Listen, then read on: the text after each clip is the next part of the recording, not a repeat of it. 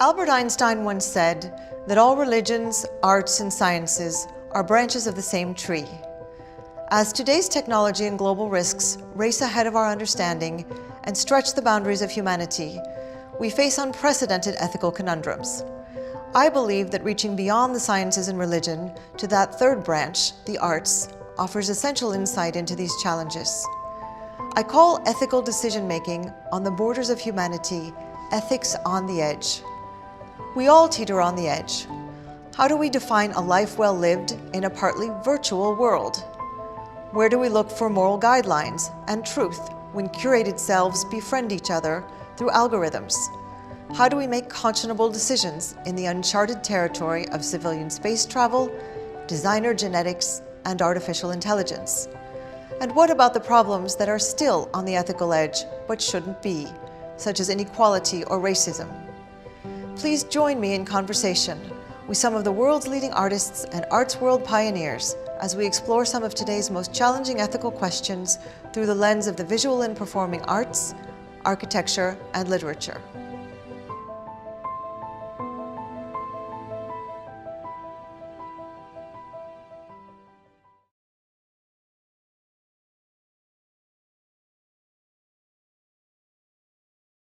Laolu, it's such a pleasure to be here. Thanks for having me. Thank you. Really appreciate you having me here. Before we get into some of the ethics questions, can you tell us a little bit about your incredible trajectory, in particular from human rights lawyer to very socially conscious artist?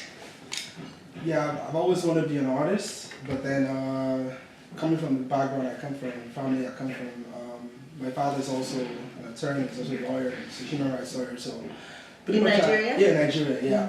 I pretty much followed in his footsteps, you know. So it took me a while to actually come to the understanding that I could do more with my art than just sitting in an office. I used to spend my spare time just doing art and also music. You know, had a gallery in Abuja, Nigeria, where I would just gather like-minded people who were into the arts or who had a 9-to-5 job. You know, went to work and then went back there to just, kind of, bond and play music and, talk about art and poetry and all that kind of things. But, after a while, I couldn't balance, being an artist and also doing 9-to-5. But the thing about being a human rights lawyer in Nigeria is that kind of opens your eyes to things that you otherwise not know about human rights violations, about, child abuse, about, Child's Right Act, like Nigeria already ratified that part of it into the 1999 Constitution of Nigeria. What we did was, go into places just to talk about why parents shouldn't, send their children to sell food and like when kids need to be in school, they need to be in school, and we have to engage them. Some people will tell us, with the government, we had to tell people who tell us that will the government pay for, the schooling of the kid, or are you going to give them money for food? You have to engage them. Engage people, and also about child bride is also a big problem in the northern part of Nigeria. So, some kids literally would write letters to the commission, Human Rights Commission, telling us how their parents are trying to force them into marriages and things like that. At what age? About 13, 12. Oh my goodness. Yeah. So at what point did you actually make the shift into a full-time art career? 2010, 2011, I quit my job. Yeah, and I was just like, okay, yeah, I'm going to just do art right now, and that's all I'm going to do. And also focus more on my music, because I just felt that I had put it on the back burner for a long time, and yeah. And then you came to the US? Yeah, I came to the US in 2013. Okay. Yeah. So with all of this very deep understanding of really critical human rights issues and ethics issues, what do you think is the ability of artists, whether it's musicians or poets or visual artists or architects, to influence the ethics of their time and of future generations? Nina Simone said something about an artist reflecting the time. And it's one thing that I've learned and come across is that ever since I moved to the United States, I've never been more black in my life. Wow. Which is very, the concept of blackness. I've been an African, navigating the American space is very different. What do you mean by black when you use it? No, I've never been called black in my life. In Nigeria, nobody calls me black. And that whole term, the color black itself, kind of takes away from my identity when you ask me, because I'm a Yoruba man from Nigeria with my ethnicity. But when you just call me black, you kind of just take away all my all my background, everything that I am, that makes like your me a identity. person, yeah, you label it, you call it black. You know, so at first I had to grapple with that, you know, when I first moved, when people say, oh, you're black. You know, first I'm like, yeah, actually, I'm black, but then I'm not black, you know, I'm more of that. You know, I want to, you know, you're under this, always trying to tell, okay, I'm Nigerian and Nigeria from West Africa, and then you're always trying to explain yourself, and explain who you are, and you're about land, and this is what we do. And, you know, after a while, I started noticing a few things about, you know, racial profiling and what it actually meant to walk in this skin, living in the United States, and I discovered that, wow, it's totally different. And it was just around the time of the trial of Trayvon Martin. So I worked out on TV, and I was watching, you know, I watched Zimmerman get acquitted, and everybody in my house, everybody worked with, I live people said, wow, this is crazy, you know, this is the acquittal in the Trayvon Martin case, yeah. So it was pretty much an awareness, like a rude awakening of the fact that, okay, you're black and you live in America, this is what you have to deal with. And then I went to Target one day and I got those where I was stopped and I was searched, and they told me to check my receipt and check everything if I actually bought what I bought, you know, which never happened in my life. And I was like, wow. And I told one of my friends, like, oh, you're welcome to America because you kind of fit the description of somebody who shoplift. And then I was like, okay, if I don't get a chance to explain myself, what other way can I explain myself? I could use art. And that's how a lot of the art started doing art about Trayvon Martin. I did Black Lives Matter. I also did Bring Back Our Girls. I also did something about Jordan Davis. Anytime there was a chance to actually speak something about, you know. So you did paintings? I did paintings, charcoal works, paintings and drawings, and also body art. Okay, so you really are an artist of your time. Yeah, you can say that. Because this is really straight out of the news. Black Lives Matter, Trayvon Martin, all the rest. Yeah. Okay. And what do you think an artist's ethical responsibility is to use art to do the kinds of things you're doing, either for social good or for some other ethical influence? Or do you think that artists are really there to pursue their aesthetic purpose, whether it's music or visual art or art for the sake of art? I think it's a mix of everything. Okay. You know, there's beauty, it's aesthetic, and also there's also, you know, a message in every, like, the thing about art is can be beautiful, it can be amazing, it can also be depressing, it can also be mind shifting, it can also change your thought, it can also start a conversation. There's a lot you can do with art. There's like, you can look at the art here, like there's a lot, like I want to get people talking, I call this a dreamscape, it's consciousness, unconsciousness on canvas. Things that you don't think you're even thinking about. I kind of just sit it there, okay, we get to this, and we go to that, and we go to that. It's to start a conversation, to make people start thinking differently. Who do you think an African is? Who do you think an African artist is? Do you think you know who Africa, do you know anything about Nigeria? If you think you do, then think again. So you're a conversation starter. And before we go on, we have this incredible piece behind us, and I see Martin Luther King, and I see a palm tree, and is that a Dolce & Gabbana logo? Yeah. Okay, do you want to pick one or two things here, and in particular, those that are the most socially conscious or ethically conscious, and just point out a few things here? Okay, when you look at like the center right here is built on the reproductive organ of a woman, and how this is actually the start of life, the beginning itself. That's a sperm and the phallic symbol, and two ovaries, but you won't see it in the hand. And there's a vagina with two faces inside of it, looking at you themselves, and then there's a birth. This is like a life cycle of it to itself. And like it repeats in different parts of this piece. And then right there you can see a power button and you see religion. Like where I come from, religion is so powerful that people kind of use it as a tool to manipulate and use people. Like in some parts of Nigeria, religion is like an on-off switch. Like if somebody like a religious leader comes and tells people, oh, you need to vote for that person, like, oh, God said this. People so it's instrumentalized. Yeah, it's people just shut down all forms of reasoning. They're like, oh, because you know the religion says or religious leader said this, so we must follow. So it isn't even because they believe it's right. Yeah, it's just an automatic thing, and which sometimes is just because I always believe in people reasoning. You know, don't just do something. You know, for that's our opinion, but then it's subject to discussion. I just put it right there, like what you think. You know, and then you see the map of Africa right there, which is very political. You see Africa is kind of crying, and you see like different syringes going into like its nutrients and like its oil, everything being taken out. And then you see, you take it out to the other parts of the world. So the best part of Africa is going out. And then you keep asking yourself questions and question mark in the dark and see people like Africans pretty much enslaving each other You know, even after the colonials left, then you see the African actually doing the same thing colonial masters did to other Africans. You know, and I want to question that. Why? So on the subject of questions and ethical reasoning, if we start with the basis of ethical reasoning as principles or kind of your true north, where do you get your core ethical principles or your guiding principles? Is it religion? Is it family? Is it some African cultural values? Is it other artists? Where do you get your inspiration for the guiding values that guide your ethical decision making? Yeah, I would say partly family. I was brought up by parents who actually, you know, taught us to think and think outside the box, like, you know, and also make decisions, informed decisions, you know, and also guided by morality, of course, you know, don't cheat some other person if you don't want to be cheated. Don't, like, injustice was always frowned upon. You should not, you know, like cheat somebody else. You know, when you see, like, around me, when I see people being unfair or somebody taking what somebody else has, you know, adding it to theirs, you know, something just gets, like, I just feel bad inside of me. You know, I don't feel good until I talk about it. Okay. So it's more like, you know, I feel it's a burden I carry. I don't know why, but it's always like that. When I see something, I want to talk about it. So, and I found my loudest voice, art. You're a conversation starter. Yeah, yeah. And an ethics conversation starter. Yeah, you can say that. Okay. So if we can shift gears for a moment, you've had interaction with many different businesses. Yeah.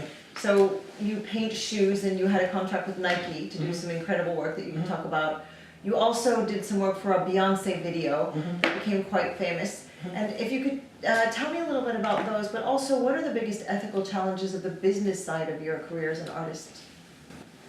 A lot of times it's the, like, businesses or people who want to jump into like a trend or like a bandwagon kind of movement. Like, you know, I see a lot of people who are right now trying to jump on Africa, like they think it's hip and it's cool and everything. I always try to tell them that there's more to Africa than just what I think it is now. Like, I wouldn't be sitting right in front of you right now for this interview if some other people did not, like, persevere or suffer for it, you know, because 10 years ago, 15 years down the line, Africa wasn't this hip. People made fun of people who moved here, made fun of their names. Now it's even cool to have an African accent, and everyone's, oh, I like that, it's cool, you know?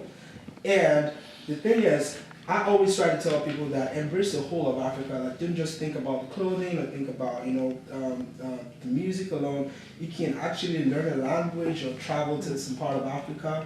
Maybe. And you can embrace the challenges, right? The development challenges, the health challenges. Health challenges, a lot to be done in Africa. Don't just take cherry pick, you know. There's a lot. We need help. You know, and at the same time, we also need people to identify the fact that we are also here and we live in America. A lot of Africans live in America as immigrants, and we're here to stay. Even within the, you know, Black Lives Matter movement, we also want there to be like representation of African. When it comes to African issues, it stands for us. You know. So if I can just sort of take apart, because you said so many interesting things, you really are sort of occupying your place in an ongoing conversation, one that started hundreds and hundreds of years ago, but in particular in the last decades, there's been a lot of evolution that got to the point that you are here in this business. And you also raise again the comment that you started with, which is black isn't the same for everybody. And this question of being black in America somehow has become kind of throw everybody into one category.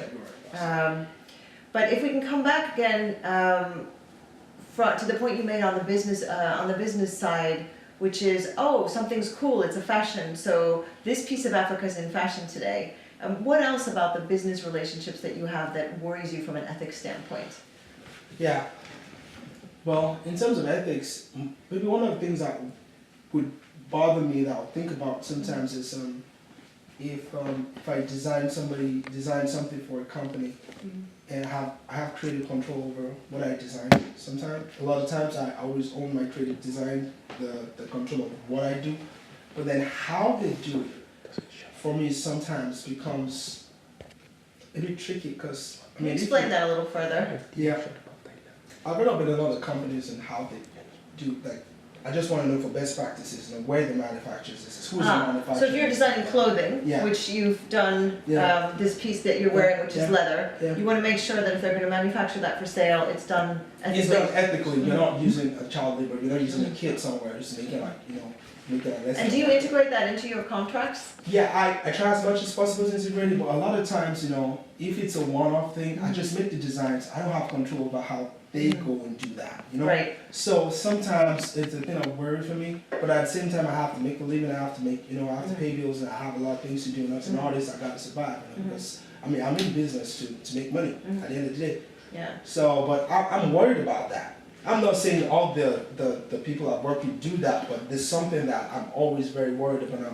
and I particularly take note of, and I want to know, because it's certainly something you can ask about, and it's certainly something that, you know, you can get advisors to help you make sure that people are living up to their end of the bargain. And in today's world, there are many options for an artist like you. So from a business standpoint, it would be presumably in their interest also. Yeah. What has been the most important ethical challenge that you've faced as an artist? I think right now. Or personally? Personally, I mean, when it comes to like what I want to do versus what people want me to do. After Beyonce's Lemonade video dropped, you know, people got a lot of substitute requests. Everybody wants me to work, and people use the term. You know, people think I'm a makeup artist, they think I'm a body artist. You know, they call me all sorts of names. You know, but I understand because the video went viral, and people don't have enough information about the artist. So the video is of Sorry? Yeah, it was of Sorry.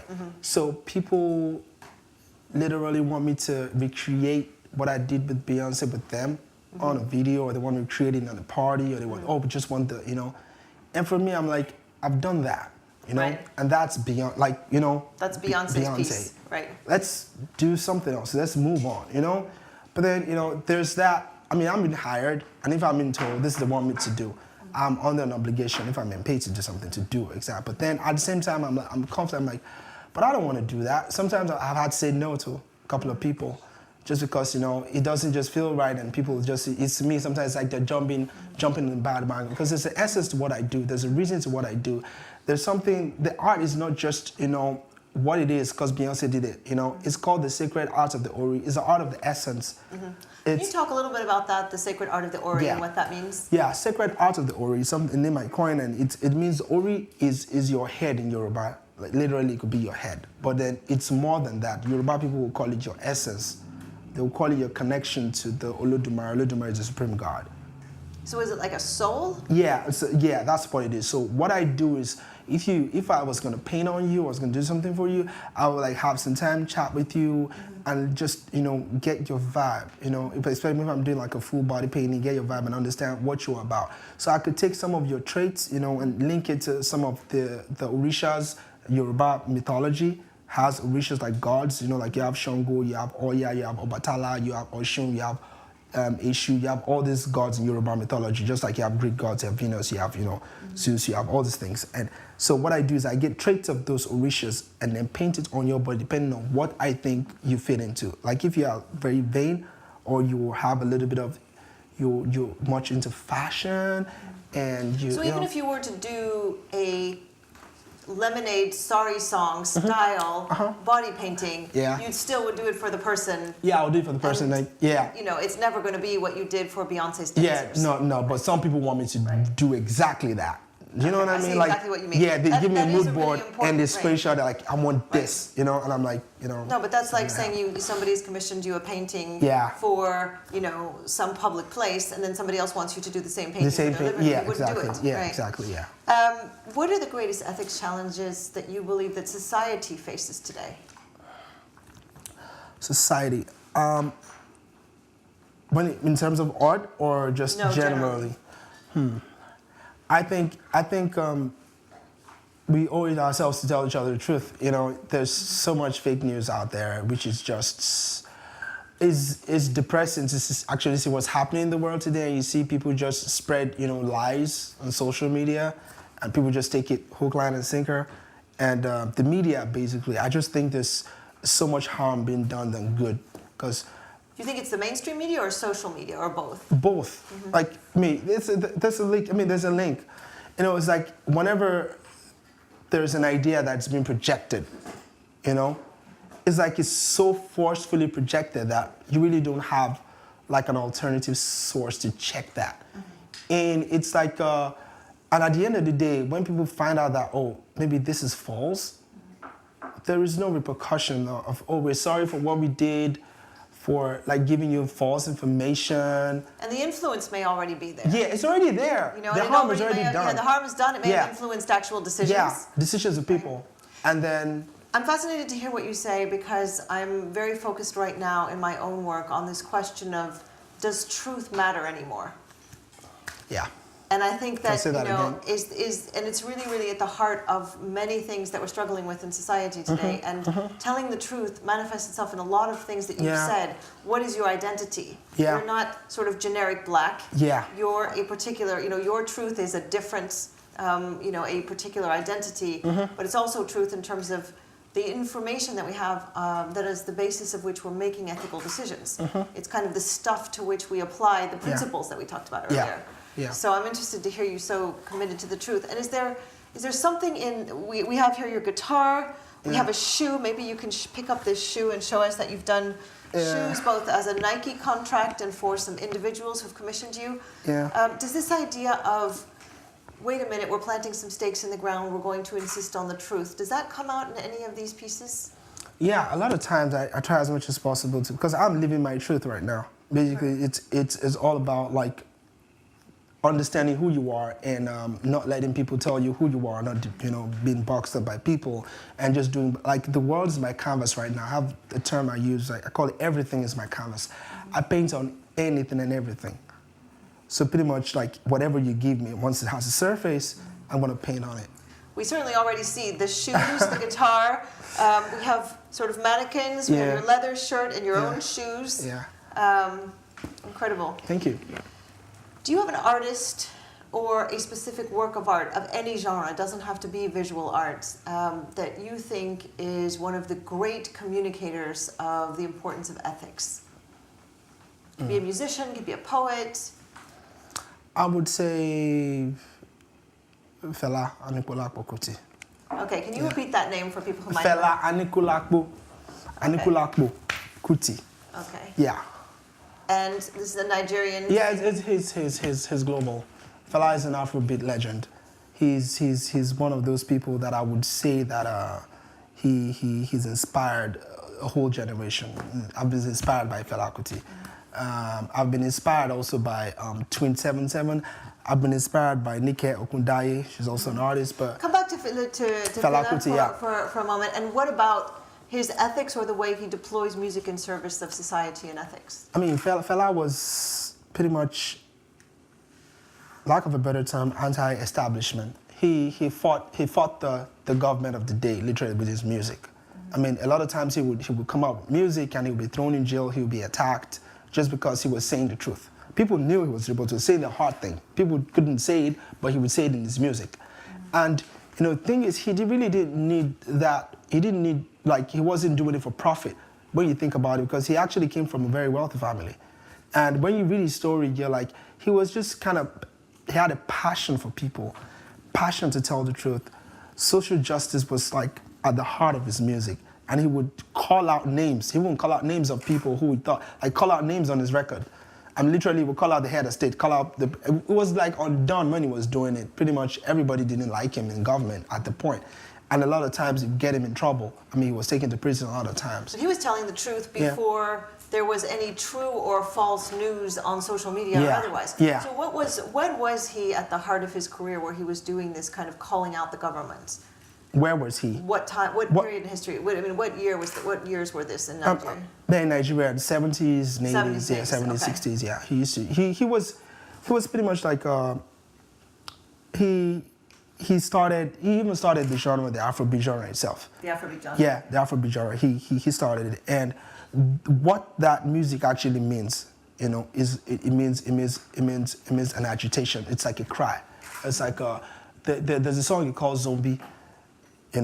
I played a role. And zombie just means he was calling out the military ruler, he was calling them zombie, and he would make fun of them and taunt them just to make sure they heard him, you know. And also and then his album covers were like so inspiring for me. When you look at his album covers and you see what it's done, the album covers was designed by, I'm trying to remember his name, Gary Oku Lemi. And he was somebody that eventually, I loved the art, the album art. Like I had, my dad, we had a collection in our house and I would just stare at them so much that I would just like get lost in the album art. And we don't really have album art today. Yeah, it was vinyl. Back in the day, exactly. It was vinyl. Yeah, and it was just so inspiring. And just watch the way he merges. You know, you would see like literally like caricatures and people marching. Maybe somebody in like a prison cell and try to fight out Black Power. You know, and also Fela came to the States at some point and also got involved in the movement here back then, the Martin Luther King era and all that. So he was pretty much African and also Black also. So, I mean, he sang a lot of songs about Black lives and all about equality. That was quite early to be coming from Nigeria to the US. Yeah, There was much less of that in those days. Yeah. What about education? We're in a society today, particularly in the US, where science and technology is overwhelming in terms of, you know, the role that it plays in young people's lives. I saw a little adorable 3-year-old running around her before with an iPhone. Yeah. And it was like an appendage. I mean, it was a perfectly natural thing for her. What do you think the role of the arts should be in education today? And in particular, given that many educational budgets are being shifted because of the importance placed on science and technology as more important, or according to many governments, more important for getting jobs? I think it's global, if you ask me, because I'm new to the American system, but I can tell you about Nigeria, and I can tell you about where I come from. It's not peculiar to America, in the sense that a lot of in Nigeria emphasis is placed on, like I remember when I was in a secondary school, that is they call it that's high school here, right? When in secondary school, we were made to like, you know, focus a lot more on the sciences. And that was junior secondary school. So everybody was like, oh, your sciences was really good. Nobody really cared about the arts that much. So people placed more premium on that. So when you get to the senior high school, now there was an exam in junior high school to get to senior high school. Now, see, this is where it gets really, really crazy. Those that did very well were automatically just put in the science class. That's like in France. Yeah, and we're put in science class. And those that didn't do too well, they put them in the arts class. Humanities, yeah, because they think they're dumber, you know, for some reason. So, I mean, you can see how faulty that is already, not just because they want to do it, but because they just feel that way. And how do you choose a career like that? Those are human beings already misplaced in their lives. Literally, you can't change those things. Once you do that, that's it. Right, you don't have the skills. Yeah, you don't have the skills. So how do you judge who exactly ends up where, becomes a lawyer, becomes a doctor, becomes an artist? You know what I'm saying? But curiously, it's very similar even in France, or at least was until recently, where other than one very elite school called Normal Supérieur, if you were not, you know, if you were in the elite, you went into engineering and physics and the other sciences, and if you weren't, then you were sort of off in universities doing more humanities types of things. Stuff, yeah. Can we shift gears back to celebrity? Okay. You have dealt with a lot of celebrities, and in my own work, celebrity is often one of the worst drivers of unethical behavior. Sometimes the celebrities behave badly, but sometimes the people who really go off the rails ethically, or don't think about it at all, are people seeking celebrity. And increasingly celebrity just for the sake of being famous, which one can do now in the social media world, as opposed to celebrity for curing cancer, or for being a great artist, or for being a great political leader. What has been your experience with celebrity, and how do you think celebrity relates to ethics? Well, I mean, it all goes back to the individual and what your motive is, what exactly you wanna do with your status as a celebrity at the end of the day. And I've had to deal with a lot of people, you know, in this industry, and I mean, sometimes it's good, sometimes it's bad, sometimes it's really bad. You know, and can you give an example when it's really bad? Like, when people don't just give a, you know, who you are or what you're about. They just want you to do one thing and that's it. or you get on set and So you they serve don't. a purpose for them. Yeah, yeah, yeah. There's no and respect. no respect, you know, and you just, it's like, oh, just come do this and, you know, and I'm trying to engage you and tell you what I do and you're like, oh, I don't want to hear about that. Just do your job and get the hell out of here. I don't want to see your face, you know, that kind of thing. And sometimes you're like, oh, why are they so all that? You know, because I just think sometimes just take my stuff and leave. Or there was this set I was on set and I had the game put me on they were calling me like a makeup artist. And I'm like, I'm not a makeup artist. I'm like, oh, sorry, there's nothing we can do about that. This is all we have for you. We don't have a title for you because you don't. I'm like, yeah, I don't fit your box. It's not my problem. Right. You create it. I don't care. And it got into it like, oh, and they had to call somebody else, and they call somebody else. And Yeah, so you're using this gesture that is almost like indicating, you know, working one's way up a hierarchy. yeah. And is it your sense that somebody felt that they could treat you this way and Yeah. put you in some random box that it does not Yeah, correspond that does at not all? correspond Again, with coming me. back to your Yeah. truth and your Yeah. identity. Yeah, yeah. But they wouldn't do that if they had a perception that you were higher up in the hierarchy. Yeah, I mean, some people know, some people don't care. I mean, when I walked with Beyonce, she was super, super dope. In the sense that the respect she had, she said, like, she kept on saying thank you all throughout. Like, first time I was there, someone said, thank you so much for coming. And in my mind, I'm like, okay, who should be thanking who? Like, Right. you know? But she was super cool, and there was no, oh, you have to do this. Literally, she brought me in, and she wanted me to see what she wanted to do and say, what can you do? We want you to do what you do. Like, you know, do you, don't, like, Contribute, it was, become yeah, part of contribute, it. become part of it. Which I felt like I was part of something huge and something big. And Well, you were.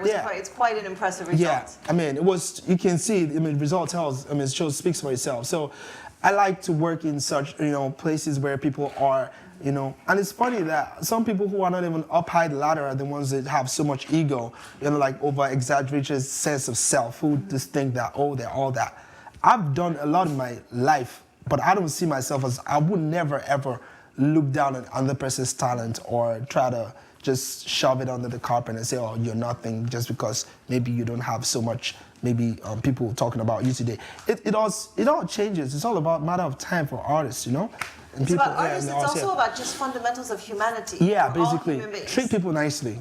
It doesn't take anything. Just be nice. That's something that you can, no matter how talented you are, no matter how beautiful you look, the character, treating people with respect is often the time, is almost everything. Without that, you can have all the rest of it, but when you don't have that, you know, good bill, you don't have the character, you don't treat people nicely, it's trash to me.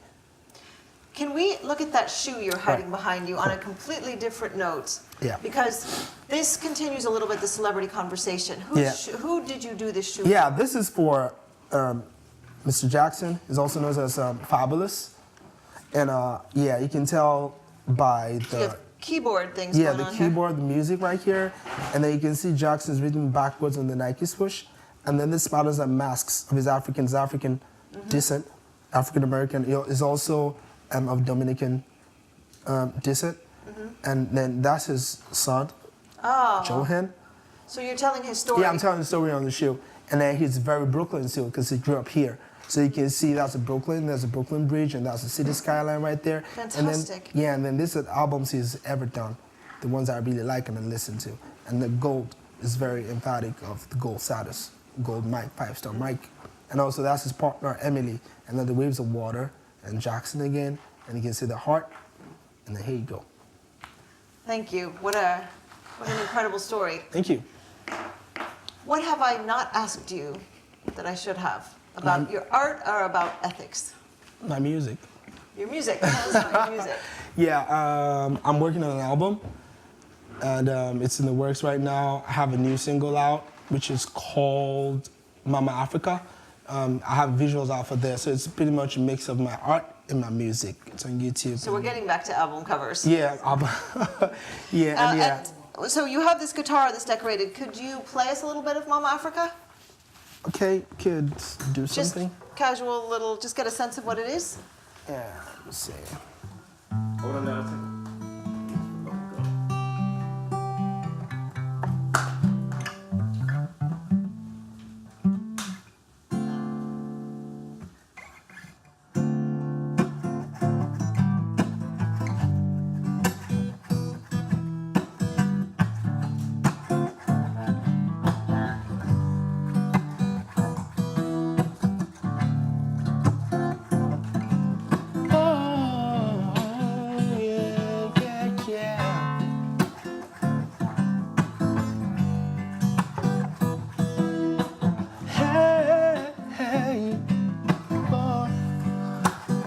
talking to you.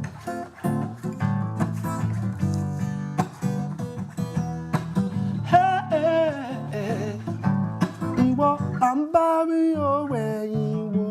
Hey, hey, hey, hey. Oh, Mama Echo, yeah, she looks so pretty. Can I call you sweetie? Waiting at 5 in New York City. Can I be your big Didi? Whoa, oh, oh, baby. Why can't you fall more after the show, baby? I know they go until you tell me, say you won't. Girl, you look so fly. So this is self-taught? Yeah. Incredible. Thank you. I heard early in this excerpt that you very kindly performed for us, I'm talking to you. Yeah. So it brought me back to your earlier comments about your art provoking a conversation. Yeah. And let me just say thank you for the conversation today. Thank you. It's such a privilege. Thank to you for speak with coming, man. Thank you so much. And I can't wait to see the album. When will the album be out? By first quarter of next year. Hopefully. Okay. Well, we look forward to it. Yeah, definitely. Thank you again, Laolu. Keep you informed. Thank you. Okay.